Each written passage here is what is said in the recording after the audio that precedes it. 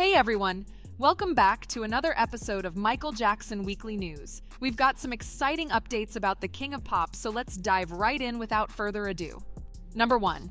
The cast for the Michael Jackson biopic, including roles for Quincy Jones, Diana Ross, and Gladys Knight, has just been revealed.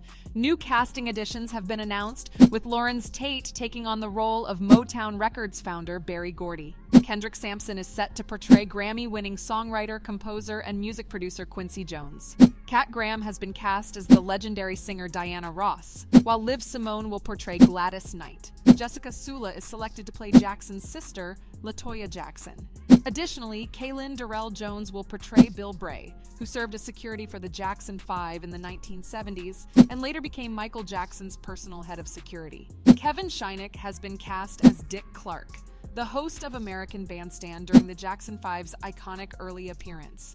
Number 2. Recently, Michael Jackson's 3 children make rare appearance together at MJ the Musical Red Carpet. Michael Jackson's 3 children, Paris Jackson, Prince Jackson, and Biggie Jackson, attended a preview night in London on Wednesday night on March 27th for MJ the Musical. The sibling trio posed together for photos before walking into the Prince Edward Theatre in London's West End to watch the Tony Award-winning musical based on their father's life. In 2022, Paris and Prince attended the Tony Awards together to present the MJ the musical cast's performance of Smooth Criminal. A lot of people seem to think our dad, Michael Jackson, changed popular music forever. And who are we to disagree? But what people may not know is that he loved musicals, on film and on the stage. BG rarely makes public appearances, but the 22-year-old asked a Los Angeles judge earlier this month to stop his grandmother from using money from his late father's estate to fund her ongoing legal battles against the estate's executors over their recent $600 million deal with Sony. Number 3. Michael Jackson estate slams auction for bogus Thriller jacket. Michael Jackson's estate is saying that an auction selling a Thriller jacket is misleading. They sent a letter to the auction house, Gotta Have Rock and Roll, saying the jacket was never worn by MJ in the Thriller video. Jonathan writes there were only 2 genuine Thriller jackets worn in the film, and one was auctioned for nearly $2 million over a decade ago, which is 20 times more than the minimum bid GHR is seeking for their jacket. The Jackson estate is worried about Gotta Have Rock and Roll's listing because it might make people think the genuine Thriller jacket has become less valuable. This could harm Michael Jackson's brand and the worth of his other personal items. The estate wants Gotta Have Rock and Roll to clearly state in the auction title that the jacket was not worn in the Thriller video. They also demand clarification that there's no proof MJ ever used this jacket for promotion. After receiving the letter, the auction changed the title to Michael Jackson 1983 Owned and Worn Thriller Style Jacket. The description now notes that the jacket is similar to the one in the Thriller video. Yet for die-hard MJ fans, it remains a thrilling discovery. Number 4. Michael Jackson is the most bullied human to ever existed. Michael Jackson accusers say they are entitled to his genitalia pictures.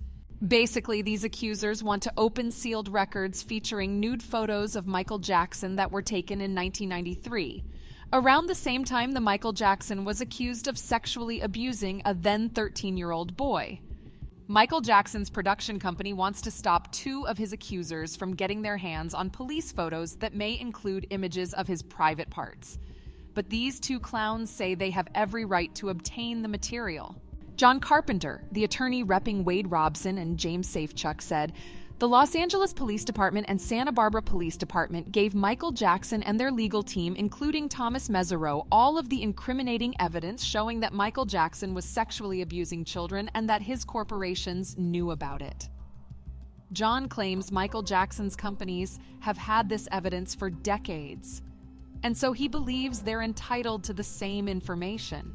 Thomas Mesereau and Jennifer Keller, the attorneys representing Michael Jackson's corporations, have hit back at John's claims, slamming them as false.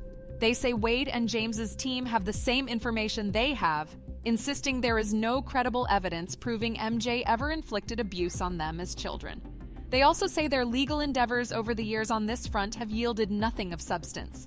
This was confirmed by Mr. Jackson's lengthy criminal trial in 2005, where he was acquitted 14 times and completely exonerated by a very conservative jury. This is a desperate attempt by Robson, Safechuck, and their attorneys to poison the jury pool and to promote their uncorroborated allegations against Michael Jackson.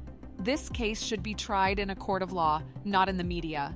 These competing statements come on the heels of MJ's production company trying to block Wade and James's team from accessing his criminal file, claiming the accusers were fishing for shots of the King of Pop's junk.